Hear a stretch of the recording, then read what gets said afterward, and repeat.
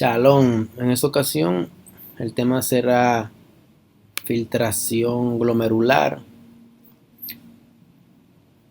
La filtración glomerular es el primer paso en la formación de la orina.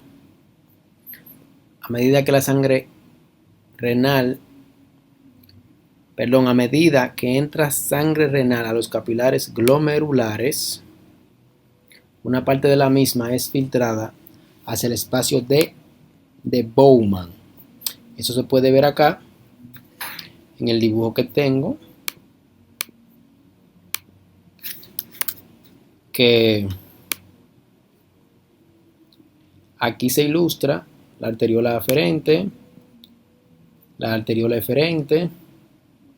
Aquí tenemos los capilares glomerulares, ese sería el glomérulo.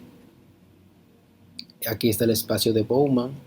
Entonces, cuando la sangre entra al capilar glomerular, se filtra hacia el espacio de Bowman. Eso es la filtración, eso se conoce como filtración glomerular. Es el primer paso para la formación de la orina. Después, ese plasma filtrado sigue el túbulo renal, el túbulo proximal y luego las demás partes de la nefrona. El líquido filtrado es similar al líquido intersticial y se llama ultrafiltrado. Eso se conoce como ultrafiltrado.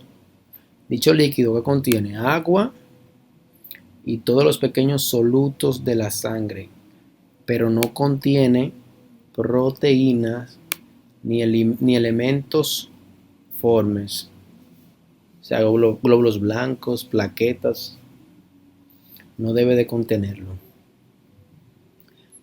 Las fuerzas encargadas de la filtración glomerular son similares a las que funcionan en los capilares sistémicos, fuerzas de Starling.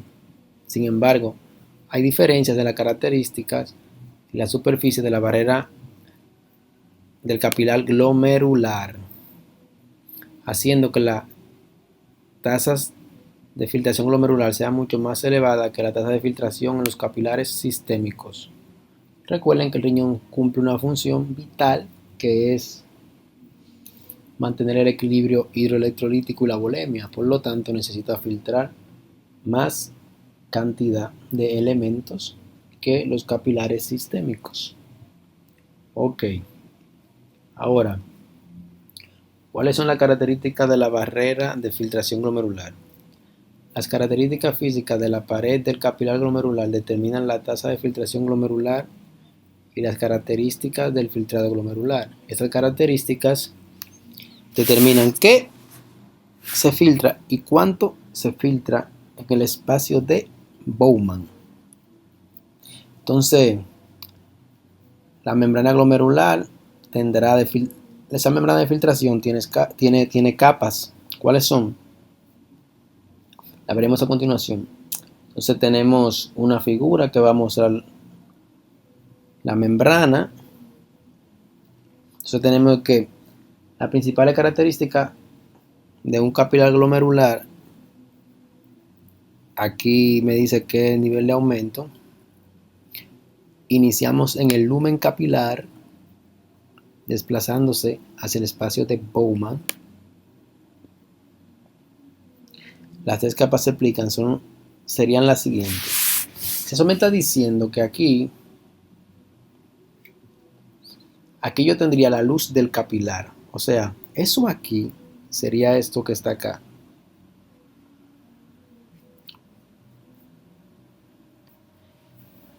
Cuando me habla de luz del capilar, se está refiriendo a esto. Luz del capilar es esto aquí dentro, aquí. Es la luz del capilar o el lumen. O sea que la barrera se está contando desde ahí hacia acá. Ok. O sea, desde aquí, desde la luz hacia acá. Vamos a ver. Luz capilar. Luego de la luz capilar, lo que sigue es el endotelio, que es la primera parte. Luego tenemos la membrana basal y el epitelio. Entonces, si vamos a la imagen, podemos eso expresarlo aquí. Vamos a ver. La primera capa que tengo, vamos a colocarla en azul. Es lo que se denomina endotelio. Aquí está el endotelio. Sería el endotelio. Ok. Luego del endotelio tendría esto rojo. Esa roja. O vamos a colocarle otro color. Colocarla verde. Luego del endotelio tengo esta capa que es la membrana basal. Y luego de la membrana basal tendría esa última que se denomina epitelio. Ese epitelio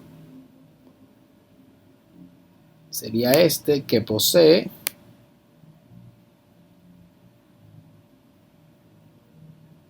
los denominados procesos podocitos, los podocitos. Los podocitos entonces miran hacia dónde, hacia el espacio de Bowman. Mire aquí el espacio de Bowman, los pedículos o podocitos que miran hacia dónde, hacia el espacio de Bowman. Perfecto. Entonces, ahora vamos a ver las diferentes características. Vamos ahora a mencionar las capas. ¿Cuáles son? Es azul, que es el endotelio, luego la verde, membrana basal, y por último el epitelio, que tiene procesos que se llaman pedículos o podocitos. Ok.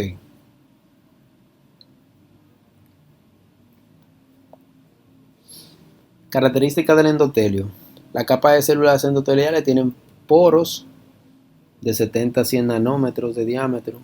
Dado que estos poros son relativamente grandes, los solutos fluidos disueltos y las proteínas plasmáticas son filtrados a través de esta capa de la barrera del capilar glomerular. Por otro lado, los poros no son bastante grandes como para que puedan filtrarse los elementos formes. Ok. Que el endotelio filtre proteínas no quiere decir que llegarán al espacio de Bowman, porque recuerden que tienen que atravesar diferentes capas.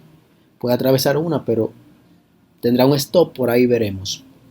La membrana basal tiene 3 capas, una lámina rara interna que se va a fusionar con el endotelio. O sea, la membrana basal tiene una lámina rara interna que se fusiona con el endotelio. El endotelio es este. Tendría una capa aquí que se adhiere a él. Luego tiene una lámina densa que está en el centro, o sea, aquí medio a medio de la membrana en el centro. Y luego tiene una lámina rara externa que se fusiona con la capa de células epiteliales, o sea, con esta. Recuerden que aquí está el espacio de Bowman.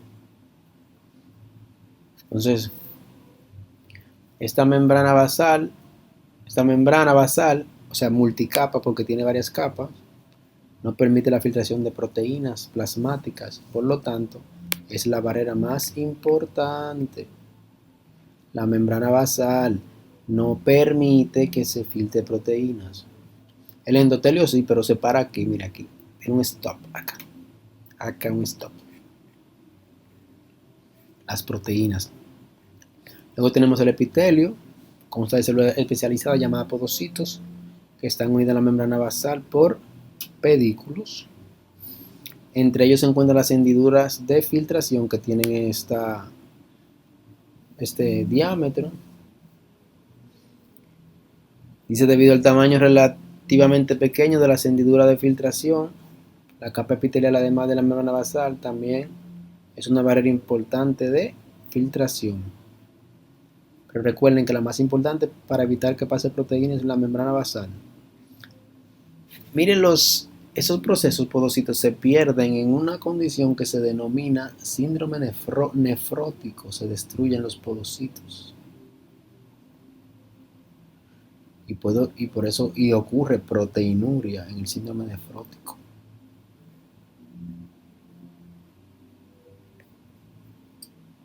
Entonces, algo importante es la carga de la membrana. Además de la barrera de tamaño a la filtración determinadas por los diversos poros y hendiduras, otra característica de la barrera glomerular es la presencia de glucoproteínas que están cargadas negativamente.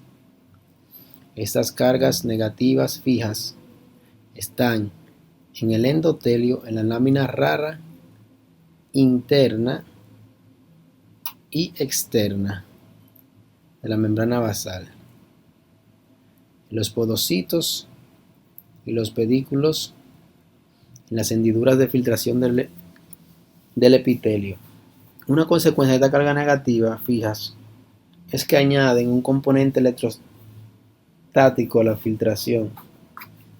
Los solutos cargados positivamente serán atraídos por la carga negativa de la barrera y se filtrarán más fácilmente. Los solutos cargados negativamente serán repelidos por las cargas negativas de la barrera y se filtrarán menos fácilmente. O sea, dice que se filtran menos fácilmente.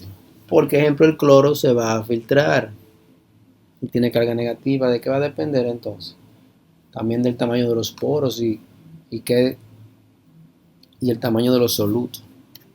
Dice, para solutos pequeños como el sodio, el potasio, el cloro o el bicarbonato, el efecto de la carga sobre la filtración del soluto no es importante, porque ellos son pequeñitos y pueden atravesar. Entonces me dice, independientemente de la carga, los solutos pequeños se filtran libremente por la barrera glomerular. Sin embargo, para solutos grandes como las proteínas plasmáticas, la carga no altera la filtración porque los diámetros moleculares de los solutos grandes son similares a los diámetros de los poros y de las hendiduras. Por ejemplo, a pH fisiológico, las proteínas plasmáticas tienen una carga negativa neta y su filtración estará restringida por su tamaño molecular y por la carga negativa que recubre la barrera glomerular. O sea que interviene el tamaño y también que va a intervenir, a pesar del tamaño, la carga que tenga. En ciertas enfermedades glomerulares se eliminan cargas negativas de la barrera, aumentando la filtración de la proteína plasmática y causando proteinuria. Ejemplo, en el síndrome nefrótico. Hay otros síndromes que producen proteinuria también. Y condiciones que no son síndromes. Entonces, luego continúa con fuerza de Starling a través de los capilares glomerulares. Entonces,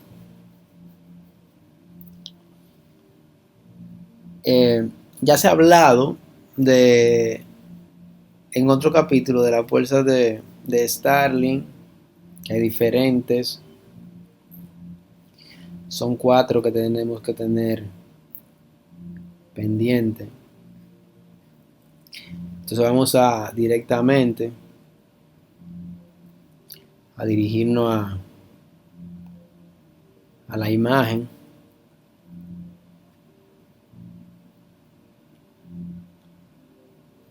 Entonces, hay una ecuación también que pueden verla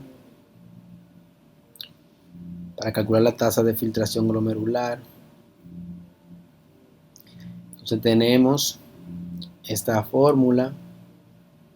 Son 4 presiones, pero hay una presión aquí que no se coloca. La presión oncótica del espacio de Bowman. ¿Por qué? Porque ahí no debe de haber proteínas. Explicaré algo rápido. Vamos a ver aquí.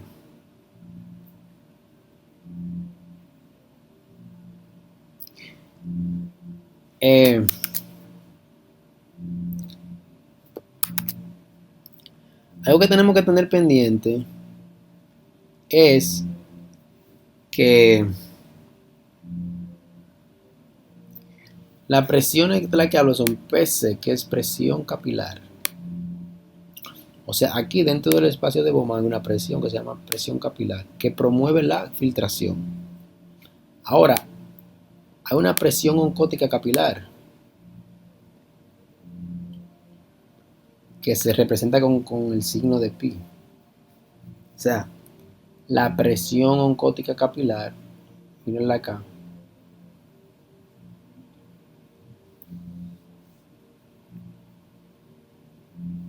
o sea que está acá, presión oncótica del capilar glomerular,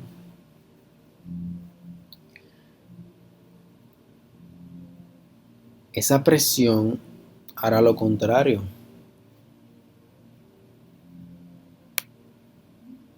Presión oncótica del capilar glomerular. ¿Qué hace esa presión? Esa presión se opone a la filtración. Ejemplo, mire, vamos a poner aquí las proteínas que están aquí en el capilar glomerular que no se van a filtrar, recuerde, proteínas. Esas proteínas forman la presión oncótica. La presión oncótica capilar. O sea, esa presión que es la PCG, aquí, la PCG no, PCG.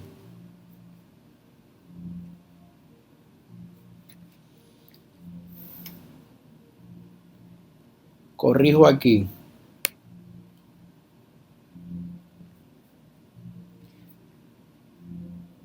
PCG.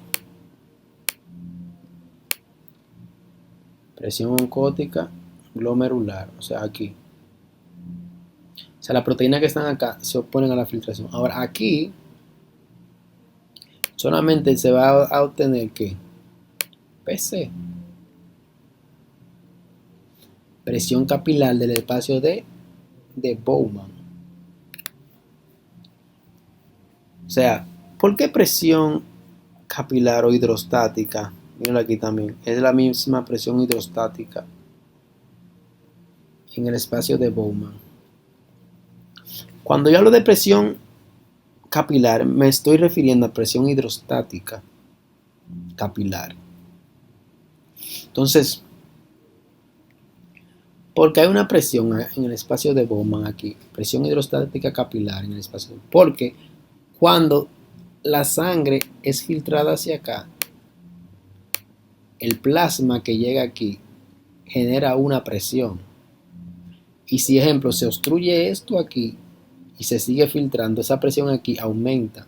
Y llegará un momento que esa presión se va a oponer con la presión capilar de acá y no va a ocurrir filtración. ¿Por qué? Porque se van a igualar las presiones